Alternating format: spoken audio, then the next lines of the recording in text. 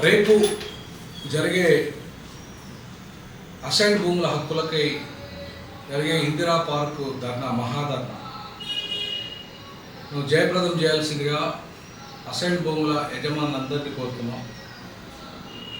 ముఖ్యంగా 24,45,000 ఎకరాల అసైన్ భూములు ఉన్నట్టుగా తెలంగాణ ప్రభుత్వం తేల్చింది.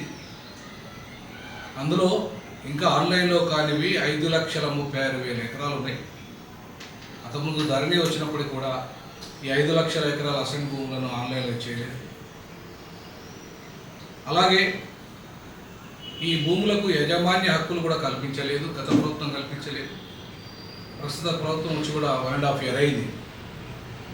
కానీ ఇంతవరకు యాజమాన్య హక్కులు కల్పించలేదు. వారు కూడా రాహుల్ గాంధీ నేతృత్వంలో వరంగల్లో డిక్లరేషన్ సదస్సులో చెప్పడం జరిగింది, ఎట్టి పరిస్థితుల్లో మేము అసైన్ భూములకు హక్కులు కల్పిస్తాం. కానీ గవర్నమెంట్ వచ్చి సంవత్సరాలు గడిచినా కూడా అసైన్ భూముల జోలికి వాళ్ళు పోయినట్టుగా ప్రస్తావించినట్టుగా కేవలం పేపర్ స్టేట్మెంట్ ఇస్తున్నారు అక్కడక్కడ. అంతే తప్ప దాని మీద ఒక కార్యాచరణ వేసినట్టు కానీ, ఒక కమిషన్ వేసినట్టు కానీ, మెంబర్స్ను లెక్కలు తీసినట్టు కానీ మనకు కనబడతలేదు. కాబట్టి మంత్రులకు, గత ప్రభుత్వంలో ఉన్న మంత్రులకు కానీ, ఎమ్మెల్యేలకు కానీ అనేక వ్యక్తి పత్రాలు ఇవ్వడం జరిగింది. మన అసైన్ భూముల యజమానుల సంక్షేమ సంఘం ఎప్పుడు కూడా ఈ ప్రభుత్వం వచ్చిన తర్వాత కూడా మంత్రులను, ఎమ్మెల్యేలను కలిసి కూడా వినతి పత్రాలు ఇచ్చిన న్యాయం జరుగుతలేదు. కాబట్టి ఎట్టి పరిస్థితుల్లో వేలాది మంది ప్రజల సమక్షంలో ప్రతిపక్షాలు కూడా రేపు జరిగే ఇందిరా పార్కులో రేపు 11 జరిగే మహాధరణ కార్యక్రమానికి వస్తున్నారు. సో వాళ్ళంతా కూడా నినదిస్తారు, ఒకే గొంతుగా యజమాన్య హక్కుల కోసం నినదిస్తారు. బాధితులంతా కూడా ఏ పేద ఎస్సీ, ఎస్టీ, బీసీలు అలాగే సంచార జాతులు ఉన్నారో వాళ్ళందరి భూములు పోయినాయి. కొంతమంది సంపన్నుల చేతులకు వెళ్ళిపోయినాయి. అలాగే అన్యాక్రాంతం అయిపోయినాయి.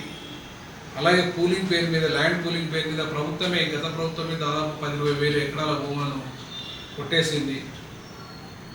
ఇలా మొత్తంగా గతంలో ఎప్పుడైతే ఇందిరాగాంధీ ఇచ్చిన భూములను మొదలుకుంటే అప్పటి నుండి ఇప్పటి వరకు పరిపాలించిన మొత్తం పాలకులంతా కూడా ఈ అసైన్ భూములన్నింటినీ మెల్లమెల్లగా కబ్జా చేసుకుంటూ వెళ్ళిపోయింది. కాబట్టి ఇలా పేదల భూములే కొట్టేసి పెద్దలు అంతా కూడా వాళ్ళు ధనవంతులు అయిపోయింది. కాబట్టి ఈ భూములను పరిరక్షించి వాళ్ళకి యాజమాన్య హక్కులు కల్పించి ఆ కుటుంబాలు దాన్ని డెవలప్ చేసుకునే విధంగా, అమ్ముకునే విధంగా లేదా వ్యవసాయం చేసుకునే విధంగా సర్వ హక్కులు కల్పించాల్సిన బాధ్యత ఇవాళ తెలంగాణ రాష్ట్ర ప్రభుత్వాన్ని.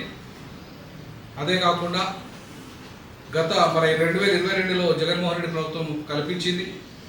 అలాగే తమిళనాడు, కేరళ, కర్ణాటకలో కల్పించారు. ఉత్తరాదిలో కొన్ని రాష్ట్రాలలో కల్పించారు. మరి ఇక్కడ ఏమైంది? అన్ని విషయాలని పట్ల జ్యుడిషియల్ ఎంక్వైరీ పెట్టి సమస్యను పరిష్కరిస్తున్నారు రేవంత్ రెడ్డి గారు. ఈ సమస్యను ఎందుకు నిర్లక్ష్యం చేస్తున్నారు? ఇది దళితులు ఇందులో ఎక్కువ ఉన్నారన్నా, ఆదివాసులు ఎక్కువ ఉన్నారన్నా, పేద బీసీలు ఎక్కువ ఉన్నారన్నా? అంటే పేదల గురించి పట్టించుకోరా? మరి ప్రజాప్రభుత్వం, పేదల ప్రభుత్వం అని చెప్తున్న ప్రభుత్వం. కాబట్టి ఇవాళ ప్రధానమైన డిమాండ్ ఏంటంటే మాకు అసైన్డ్ భూములకు యాజమాన్య హక్కులు కల్పించాలి. జిహెచ్ఎంసీ పరిధిలో ఉన్న మొత్తం పేదల యొక్క ఇండ్లను రెగ్యులరైజ్ చేయాలి. ఆన్లైన్లో కానీ 5,36,000 ఏవైతే భూములు ఉన్నాయో అసైన్ భూములని వాటిని రెగ్యులరైజ్ చేయాలి, ఆన్లైన్లో చేయాలి.